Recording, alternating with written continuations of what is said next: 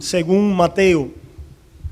Mateo capítulo 11, nos movemos allí del pesebre a la vida, al ministerio de Jesús y después a su muerte en la cruz y a su resurrección.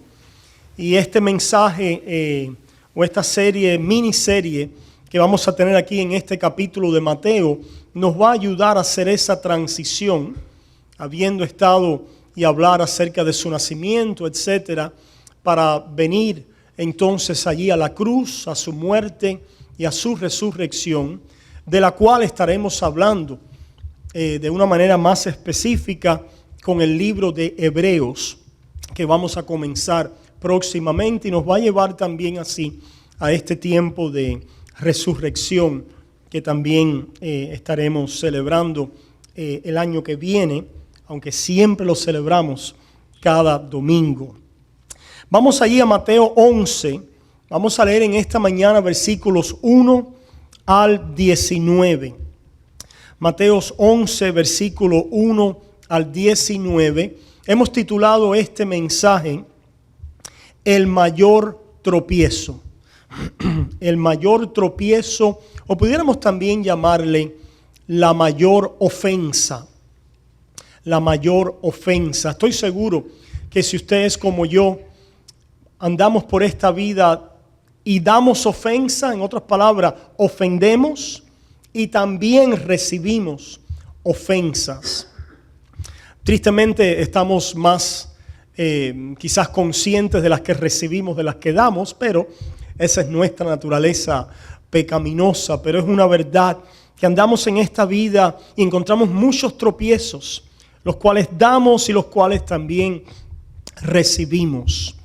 Si usted es como yo, a mí los tropiezos y mis propios tropiezos tienden a entristecerme mucho, ¿verdad? Y ver en la forma en que yo tropiezo en mi vida. Pero en esta mañana queremos meditar acerca del mayor tropiezo. En otras palabras, al yo ver mis muchos tropiezos, pero ver que hay un mayor tropiezo, con el cual ya yo no voy a tropezar por la gracia de Dios, esto me alienta aún en mis tropiezos. Por eso queremos poder pensar y meditar en qué consiste este mayor tropiezo. ¿Cuál es la ofensa más grande? ¿Cuál es el mayor tropiezo? ¿Y cómo puede evitarse? Y así evitar sus consecuencias eternas. La idea principal que vamos a ver en esta mañana con el pasaje que vamos a leer y su desarrollo en los próximos domingos es que la mayor ofensa es ser ofendido por el nuevo pacto de Cristo en su sangre. La mayor ofensa, el mayor tropiezo es el encontrar tropiezo o el ser ofendido por el nuevo pacto de Cristo en su sangre. Y vamos a ver que donde Israel fracasó, Cristo triunfó como la esperanza de todas las naciones. Comenzamos leyendo ahí en el versículo 1. Un pasaje, hermanos, muy interesante, cargado de enseñanza, y esperemos que en los próximos 2 o 3 domingos podamos compartir algunas de ellas. Cuando Jesús terminó de dar instrucciones a sus 12 discípulos, se fue de allí a enseñar y a predicar en las ciudades de ellos. Y al oír Juan en la cárcel los hechos de Cristo, le envió 2 de sus discípulos para preguntarle: ¿eres tú aquel que había de venir o esperaremos a otro? Respondiendo Jesús les dijo: id y hacer saber a Juan las cosas que oís y veis. Los ciegos ven, los cojos andan, los leprosos son limpiados, los sordos oyen, los muertos son resucitados y a los pobres es anunciado el evangelio. Y bienaventurado es el que no halle tropiezo en mí, y bienaventurado es el que no halle tropiezo en mí. Mientras ellos se iban, comenzó Jesús a decir de Juan a la gente: ¿qué salisteis a ver al desierto? ¿Una caña sacudida por el viento? ¿O qué salisteis a ver? ¿A un hombre cubierto de vestiduras delicadas? He aquí los que llevan vestiduras delicadas en las casas de los reyes están. Pero, ¿qué salisteis a ver? ¿A un profeta? Sí, os digo, y más que profeta, porque este es de quien está escrito: he aquí yo envío mi mensajero delante de tu faz, el cual preparará tu camino delante de ti. De cierto os digo, entre los que nacen de mujer no se ha levantado otro mayor que Juan el Bautista, pero el más pequeño en el reino de los cielos mayor es que él. Desde los días de Juan el Bautista hasta ahora, el reino de los cielos sufre violencia y los violentos lo arrebatan. Porque todos los profetas y la ley profetizaron hasta Juan. Y si queréis recibirlo, él es aquel Elías que había de venir. El que tiene oídos para oír, oiga. Mas, ¿a qué compararé esta generación? Es semejante a los muchachos que se sientan en las plazas y dan voces a sus compañeros diciendo: os tocamos flauta y no bailasteis, os endechamos y no lamentasteis. Porque vino Juan que ni comía ni bebía y dicen: demonio tiene. Vino el Hijo del Hombre que come y bebe y dicen: he aquí un hombre comilón y bebedor de vino, amigo de publicanos y de pecadores. Pero la sabiduría es justificada por sus hijos. Palabra de Dios. Padre, te damos gracias por esta palabra hermosa, profunda, mas sencilla, que abres hoy delante de nuestros ojos, y te rogamos que la abras también delante de nuestros corazones, de nuestros sentidos espirituales. Queremos ver a Cristo. Enséñanos una vez más tu Hijo, nuestra esperanza y nuestra vida en Él, y edifícanos a través de su palabra. Señor, perdona nuestras faltas y nuestros pecados. Perdóname, Señor, mis muchas faltas y pecados. Y quita todo aquello, Señor, que estorba el entendimiento y el recibir de tu palabra. Te pedimos estas cosas en el nombre de Jesús. Amén. Hermanos, escuchamos ya de Juan el Bautista el domingo pasado, cuando meramente, ¿verdad?, tocamos aquella conexión que nosotros hablamos acerca de José, María, el nacimiento de Jesús, también con Elizabeth, ¿verdad?, y Zacarías y su hijo Juan el Bautista, el que iba a venir como precursor de Jesús, aquel que está predicando en los desiertos, aquel personaje peculiar, ¿verdad? No es un personaje típico como cualquiera. Es como que venga ahora alguien entre nosotros y vista de una manera, ¿verdad?, diferente, de una manera que nosotros no reconocemos como el patrón quizás regular. Un hombre que estaba dedicado allí, alejado, apartado, a proclamar un tipo de profeta que venía proclamando un bautismo de arrepentimiento, proclamando que detrás de él venía uno que él no era digno ni de desatar las correas de su calzado, que él no era aquel, sino que vendría uno que iba a bautizar no con agua, sino allí con fuego, hablando del ministerio del Mesías que iba a venir detrás de Juan. Pero vemos ahora a Juan sentado aquí en la prisión. Sabemos que Juan continúa su ministerio, pero termina allí siendo puesto en prisión, posiblemente con una sentencia de muerte, pesando la posibilidad de la muerte que pesaba sobre él. Y Juan estaba allí en la prisión turbado. Se sentía confundido. Se sentía con dudas. Tenía preguntas. Y las preguntas tenían que ver con la esperanza y las expectativas de Juan. Esperanzas y expectativas de Juan que eran emblemáticas de las esperanzas y expectativas del pueblo de Israel. Y Juan está allí sentado en prisión diciendo, las cosas no deben estar así. La expectativa de Juan, como las expectativas del pueblo de Israel, es que a la llegada del Mesías, el Mesías venía triunfando, conquistando e implantando, estableciendo su reino en la tierra, levantando a Israel que había estado consumida, debilitada, Israel que había sido humillada, y poniendo a Israel a la cabeza, y todos aquellos en Israel siendo levantados, echando a un lado el yugo romano, venciendo al opresor romano, venciendo a los reyes y a los gobernadores que oprimían a este pueblo.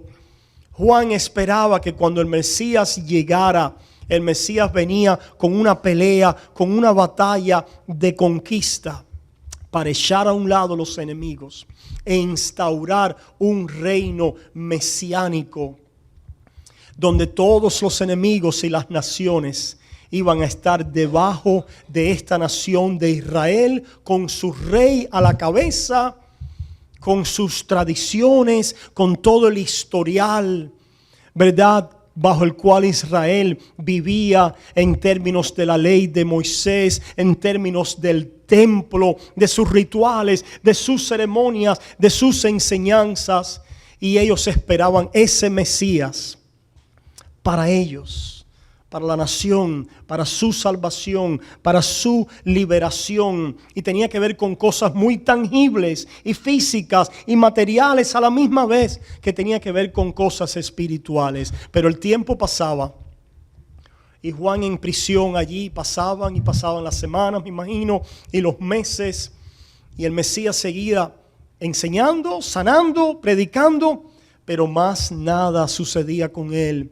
Y Juan seguía allí en prisión, languideciendo, con sus expectativas frustradas con referencia a Cristo. Una primera línea de aplicación para nosotros en esta mañana al ver este contexto en este pasaje es cuántos de nosotros nos ha pasado, ¿verdad?, que nuestras expectativas, lo que esperamos, ¿verdad?, no compagina con nuestra realidad, con nuestras circunstancias. Eso le pasó a Juan el Bautista en términos de lo que esperaba en Jesús. Y así pasó con muchos israelitas, aún con los discípulos que vinieron a entender después. Pero ¿cuántos de nosotros?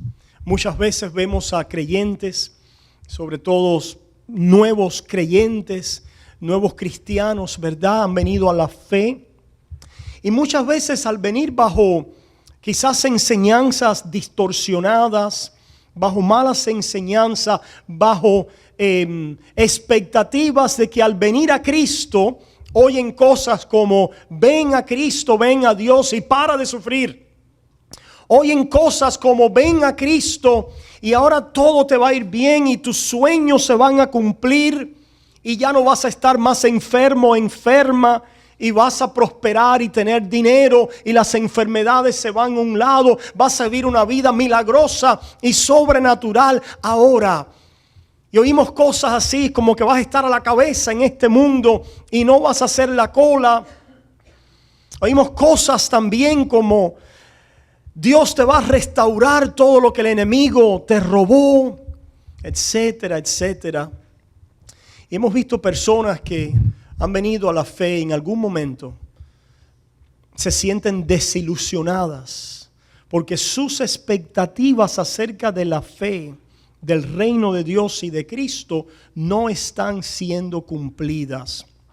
No solamente ese tipo de personas que tristemente han estado bajo enseñanzas distorsionadas y así han entrado a la fe, pero ¿cuántos de nosotros podemos reconocer que en algún momento en nuestras vidas, bajo momentos muy difíciles, de prueba, de aflicción, de sufrimiento, hemos preguntado, ¿y dónde está Dios?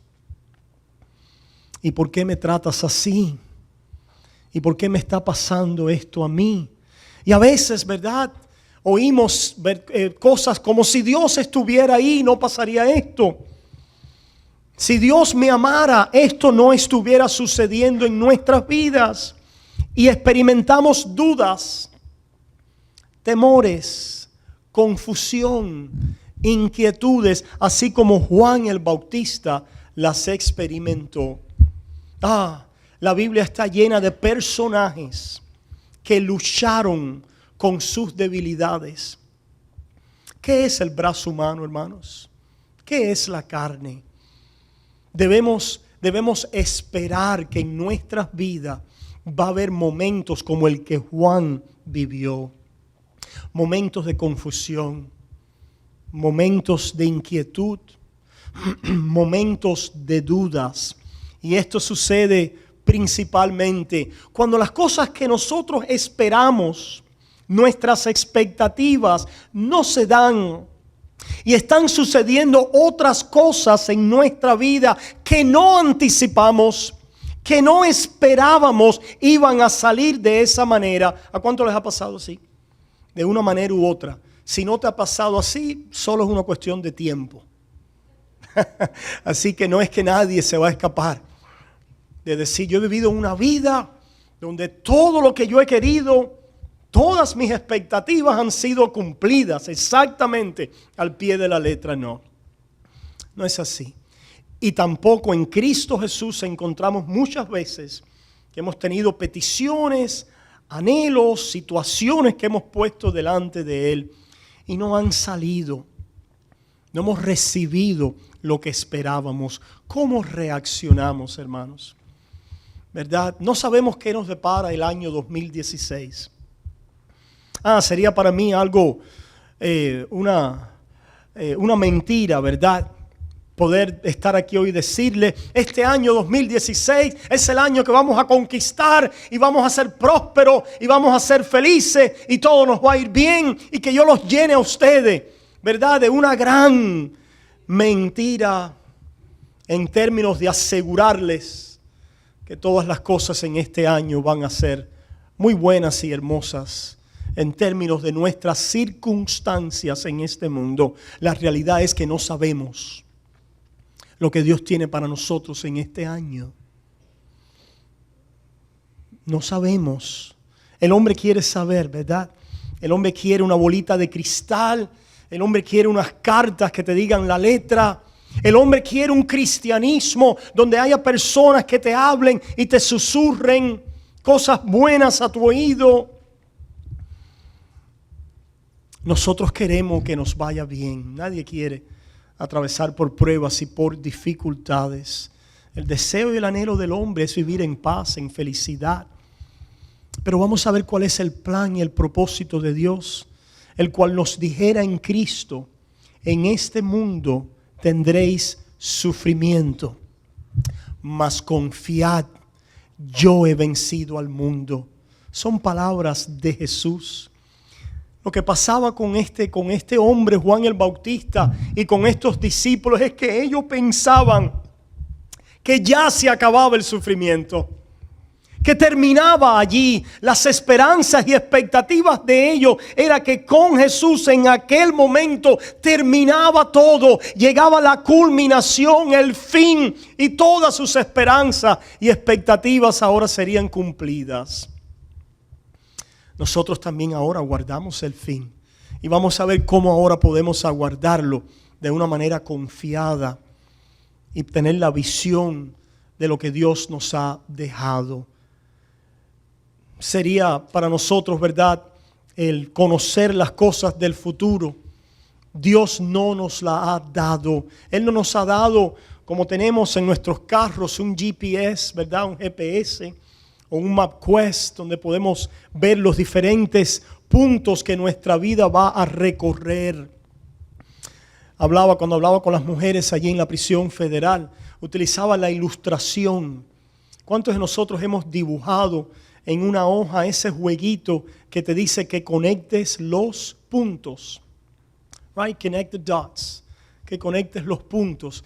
Y hemos comenzado, ¿verdad?, a trazar la línea en ese jueguito de conectar los puntos. Y de pronto cuando pensamos que estamos viendo algo familiar, o sea, aquí hay una carita o aquí hay una cola o aquí hay algo, de pronto sale un punto que nos deja perplejos, que nos sorprende, que no anticipábamos de acuerdo a la figura que nosotros veíamos.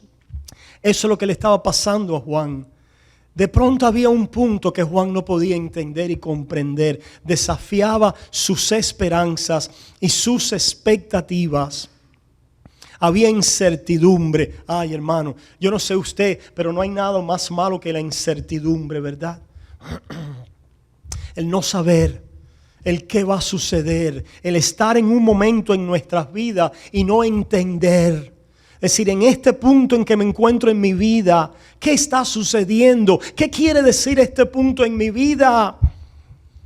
Muchas veces hemos concluido, Dios se ha olvidado de nosotros.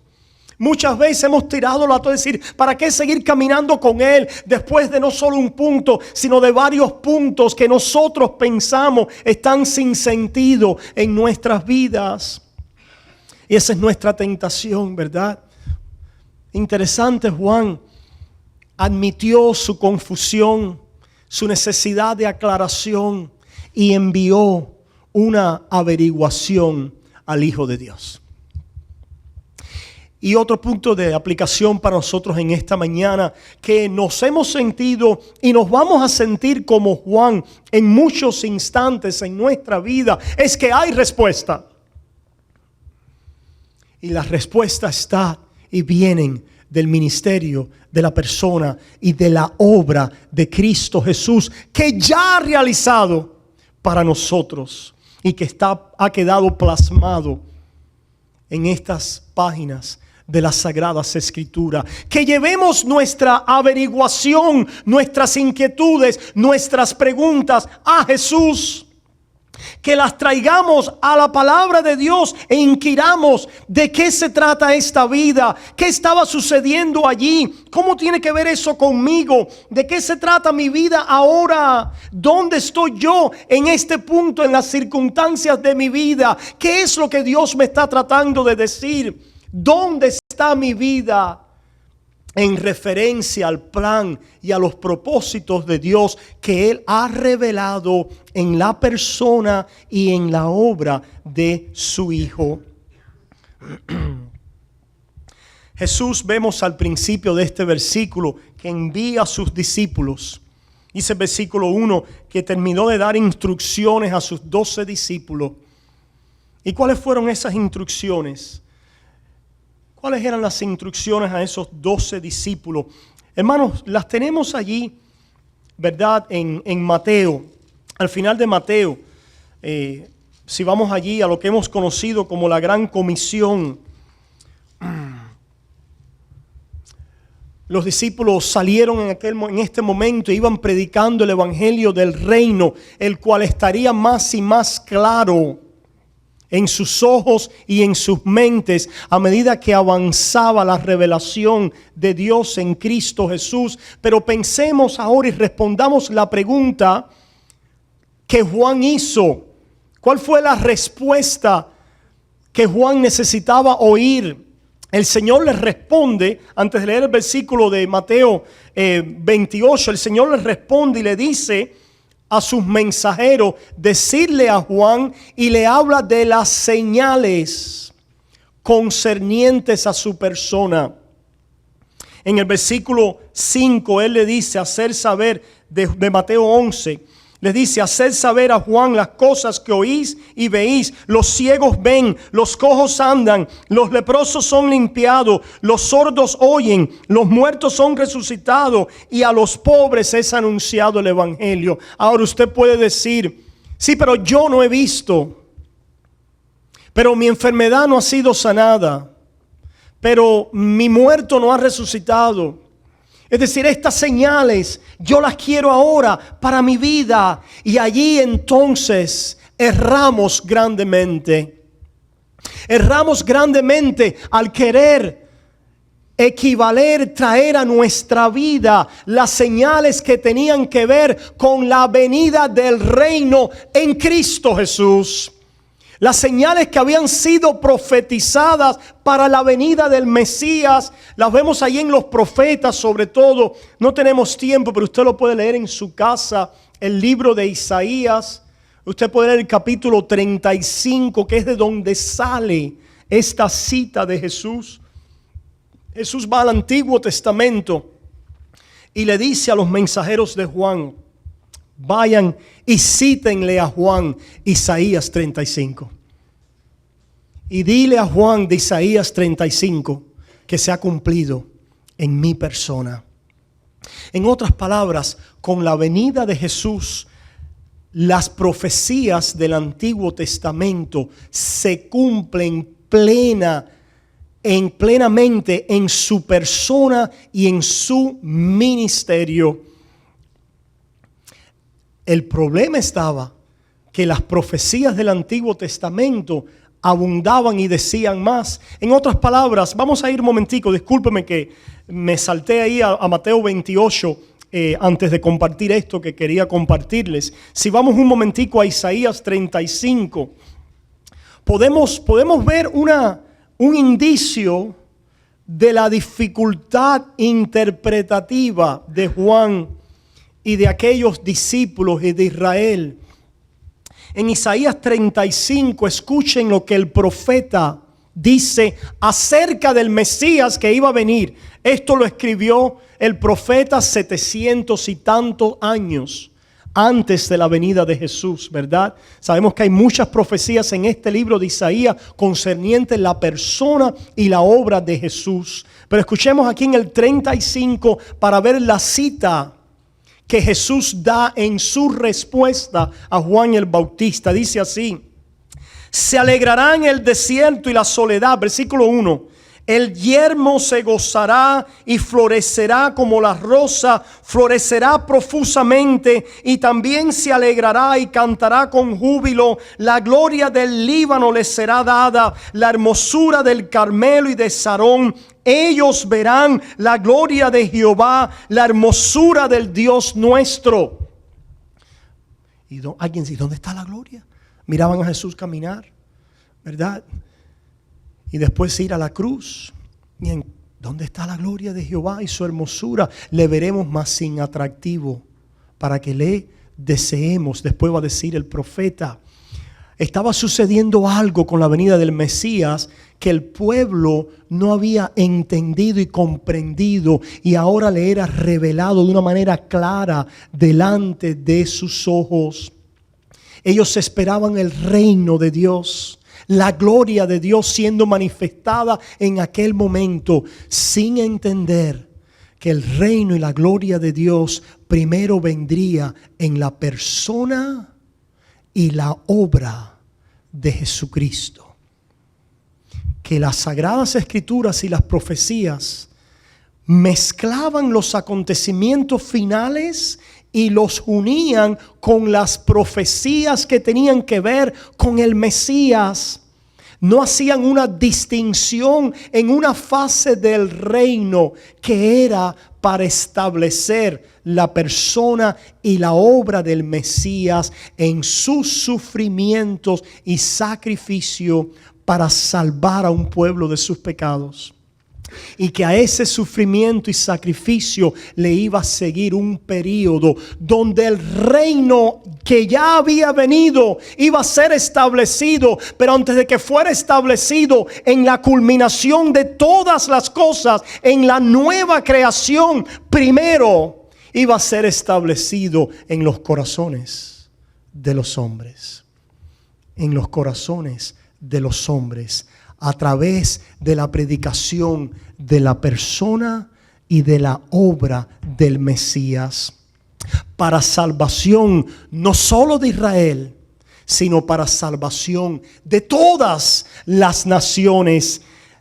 El pueblo de Israel no alcanzó a ver con profundidad este misterio que le es dado después a los discípulos, después de Pentecostés, después de la venida del Espíritu Santo, después que los discípulos escriben y terminan este consejo de Dios y traen el final a esta palabra, a estas escrituras inspiradas por Dios, para que ahora no solo Israel, sino todos los hombres y de todas las naciones pudieran entender los puntos de Jehová en esta vida.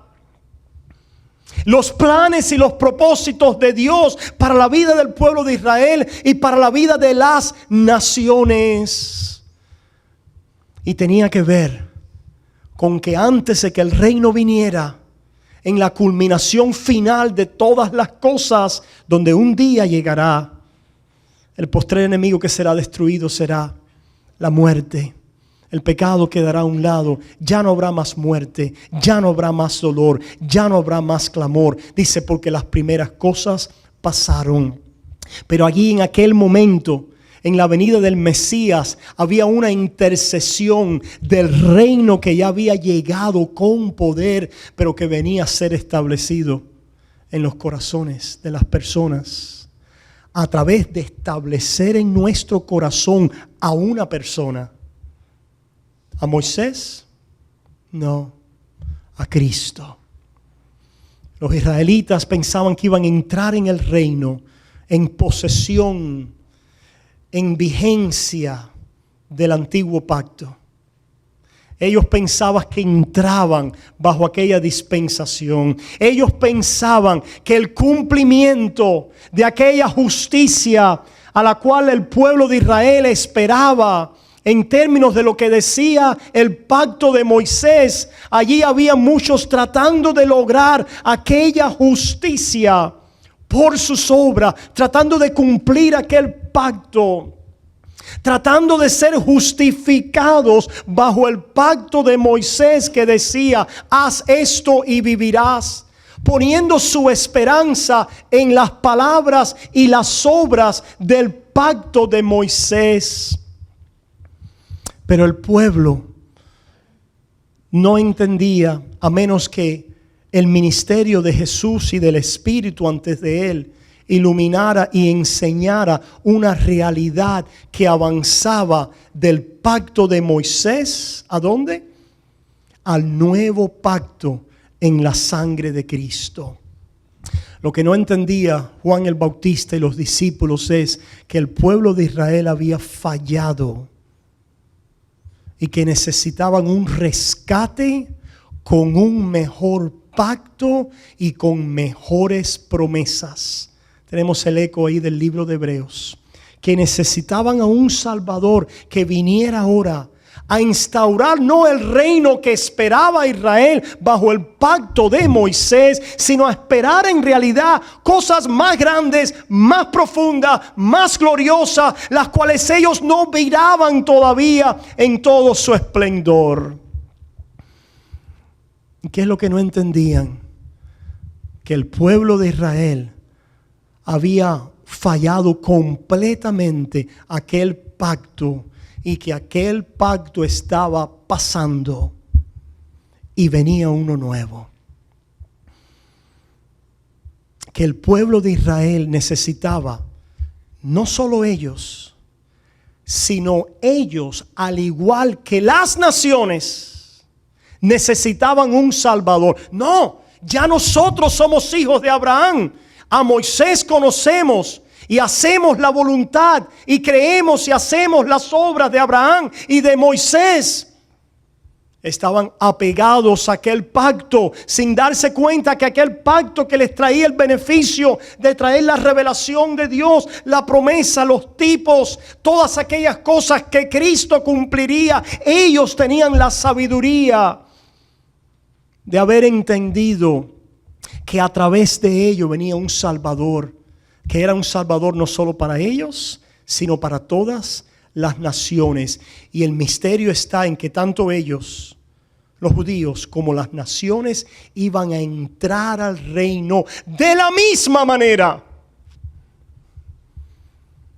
De la misma manera, no había favoritismos, por cuanto todos pecaron, judíos y gentiles, y están destituidos de la gloria de Dios.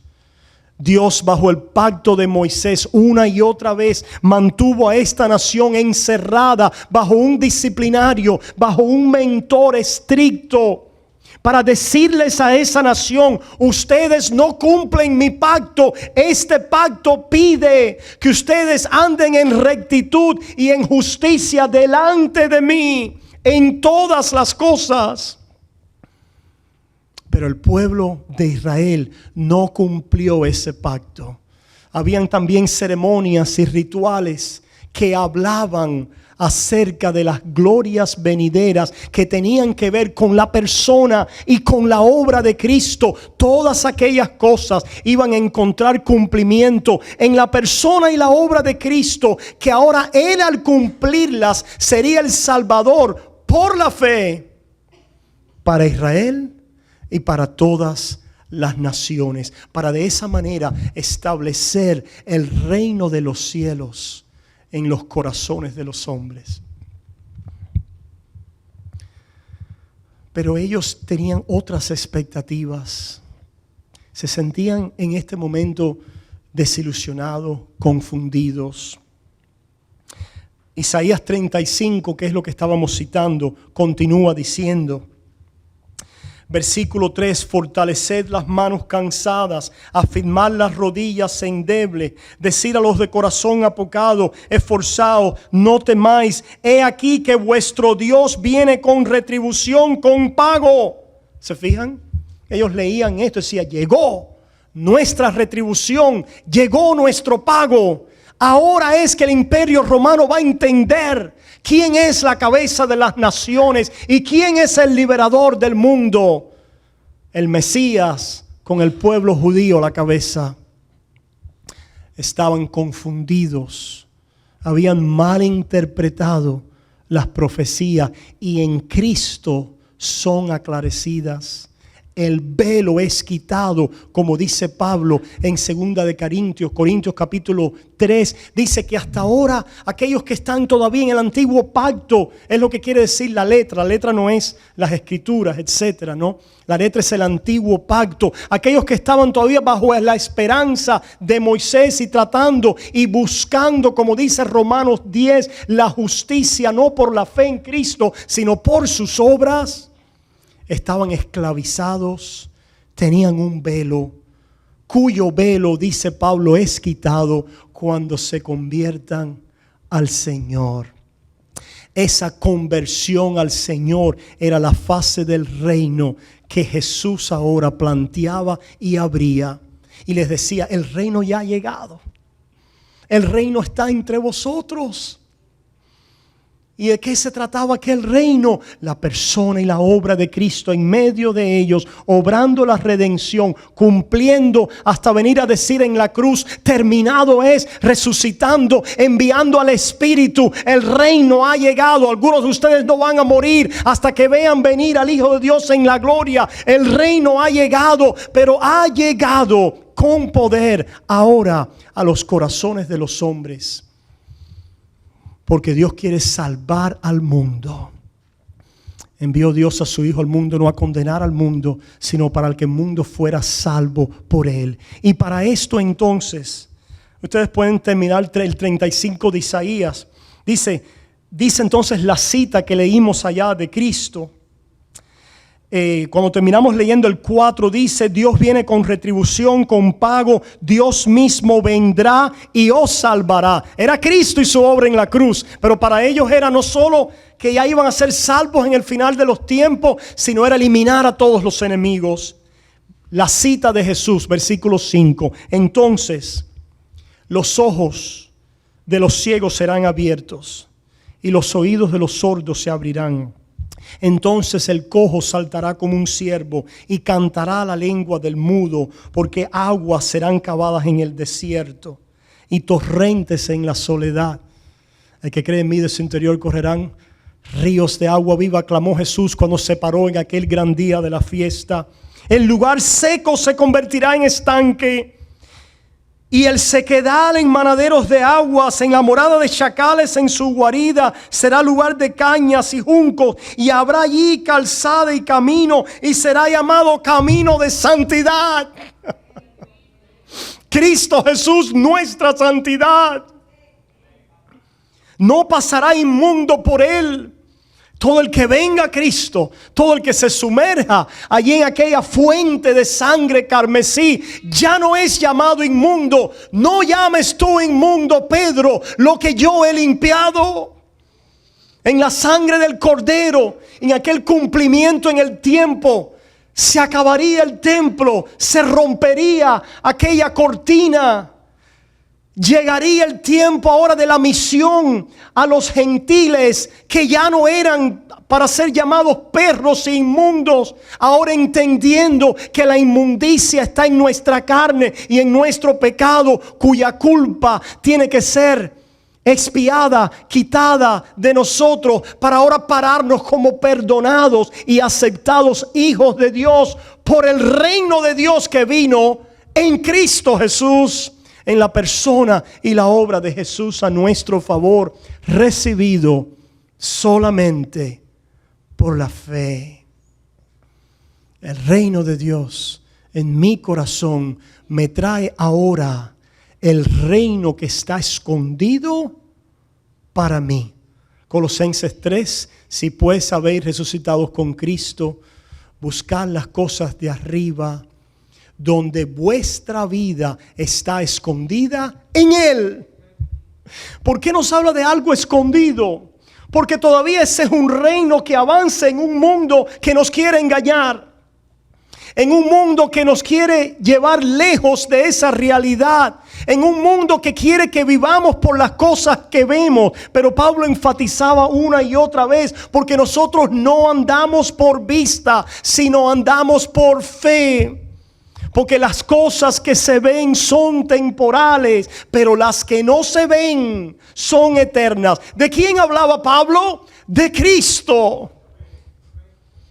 Ya no lo vemos entre nosotros, pero está a la diestra del Padre, y poniendo nuestros ojos en Él por la fe, el reino y la justicia de Dios. Como leímos ahí en Corintios, el ministerio de la justicia está en nosotros. Y ha llegado y ha sido establecido con el dictamen de justo por la fe sobre nuestras vidas de una vez y para siempre. Cosas las cuales miramos a través de la fe, no por vista. Mirando a Cristo, predicando el evangelio del crucificado, como Pablo diría, donde allí está la sabiduría que el mundo no conoce y que el mundo odia, porque el mundo ve las cosas en la superficie, en lo externo, en las circunstancias. El cristiano puede estar confundido temporalmente. El cristiano puede tener dudas. El cristiano manifiesta debilidades. El cristiano manifiesta falta de fe y debilidad y poca fe. Pero el cristiano es sostenido por la fe en Cristo Jesús. El mundo permanece en confusión perpetua al no poder ver al Cristo escondido para nosotros y su reino a través de su obra. Si ustedes siguen leyendo, ya se nos agotó el tiempo. En todo lo largo de este mismo libro, estas dos realidades del reino que vino en Cristo ya y la culminación final de todas las cosas son colapsadas en toda una misma profecía, en toda una narrativa profética. No podemos juzgarlos a ellos al no entender en la manera que nosotros ahora podemos entender. Y por eso le digo que ahora nosotros podemos ver y entender de qué se trata esta vida, de qué se trata. El Señor Jesús los envía, y ahí al final de Mateo les dice, allí en Mateo 28, por tanto, ir y hacer discípulos a todas las naciones, bautizándolos en el nombre del Padre y del Hijo y del Espíritu Santo, enseñándoles que guarden todas las cosas que os he mandado. Y aquí yo estoy con vosotros todos los días hasta el fin del mundo. El reino ha llegado. Ha llegado en la persona y la obra de Cristo. En su persona y su obra está el reino. Es anunciado y cumplido en su predicación, en su obra, en los evangelios, recibido por sus discípulos y anunciado ahora a través de la fe para ser recibido en el corazón de los hombres. Mira lo que dice también aquí en Mateo 24.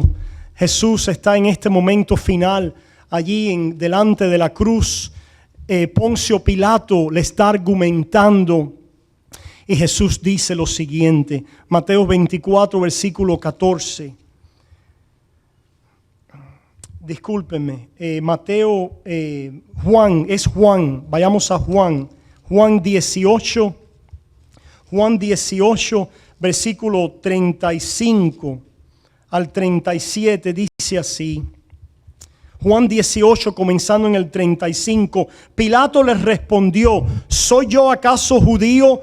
Tu nación y los principales sacerdotes te han entregado a mí. ¿Qué has hecho? Una burla, ¿verdad? Como tu mismo pueblo te ha entregado.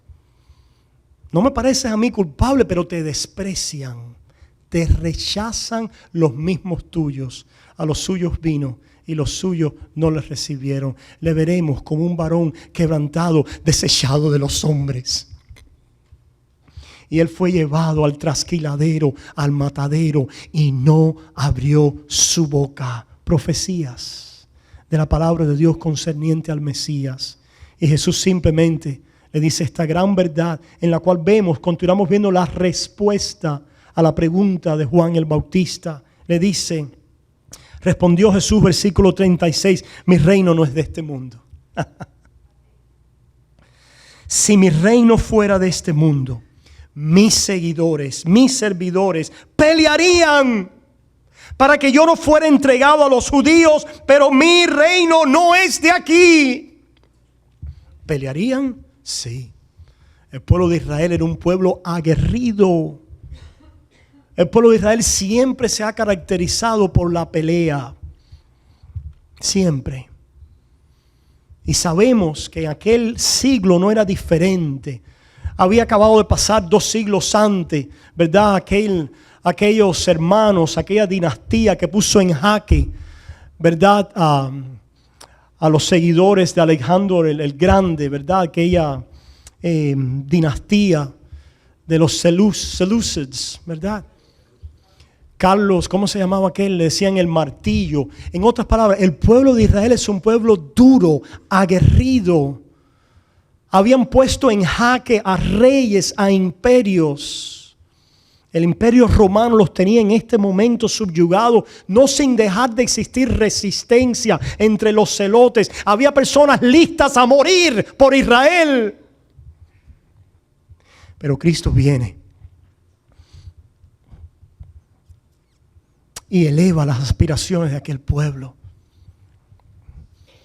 y les da una visión mundial de su reino y una visión espiritual de un reino que no avanza con la espada, sino que iba a avanzar con la cruz.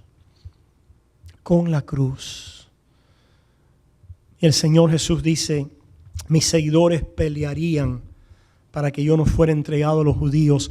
Pero Jesús ahora traía una pelea diferente, una batalla diferente. Pablo la conoció y la terminó diciendo, he peleado la buena batalla de la fe. Oh, hay una batalla, porque no ha llegado la culminación final y ahora hay que pelear. Pero la pelea es una pelea de fe espiritual, en confianza en nuestros corazones, en contra del pecado que nos asedia, de la carne, de este mundo que nos quiere voltear de nuestra confianza para mantener nuestros ojos en Jesús. La buena batalla de la fe, que tiene que ver con el permanecer en esta confianza en Cristo y con el vivirla publicarla, testificarla a los cuatro vientos. ¿Dónde está tu vida hoy? Terminamos con esta reflexión. ¿Qué quiere decir tu punto donde te encuentras hoy? El Señor le dio instrucciones a sus discípulos y les dijo que sus vidas estaban escondidas y guardadas con ese reino en el corazón que iba a salir a extenderse en la predicación y en hacer discípulos a todo el mundo. Si tu vida no está invertida hoy en ese reino, por supuesto que estás confundido. Por supuesto que somos llenos de dudas, de preocupaciones, de incertidumbres. Cada vez que nosotros quitamos los ojos de Jesús, que es el reino, y de su reino en mí, avanzando en mi vida, conformándome a la imagen de Cristo, y de su reino siendo extendido, proclamado, publicado a otros, y en la tarea de hacer discípulos a otros. Cada vez que nuestra vista es quitada de este reino que ha llegado y de esta tarea, vamos a experimentar gran confusión, dudas. Vamos a experimentar temores, incertidumbres. ¿Qué tenemos que hacer? Averigua con Jesús hoy. El Señor te ha dado las respuestas, está aquí en su palabra. Él te dice: ven y sígueme. Sígueme. Yo quiero estar en tu corazón. Quiero hacerte mi discípulo. Cree en mí, confía en mí.